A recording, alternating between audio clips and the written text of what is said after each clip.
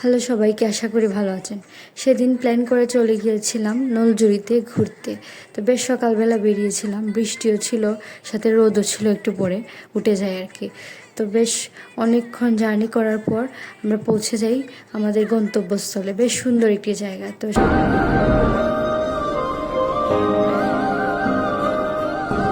সেখানে গিয়ে আমরা তো ভিডিও করি, তারপর অনেক ছবি তুলি, তারপর সবাই মিলে খুব মজার একটি মাটির চুলার দুধ চা খাই।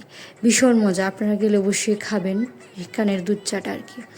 তো তারপর আমি বাসা থেকে কিছু খাবার নিয়ে যাই, তো সবাই মিলে সেটা খাই। সকালে আসলে খেয়ে যাইনি তো, তার জন্য আর কি। তো তারপর খেয়ে দিয়ে আরও কিছু ছবি তুলে, এখান থেকে জাফলং বেশি একটা দূর না, তো ভাবলাম এখানেও চলে যাই।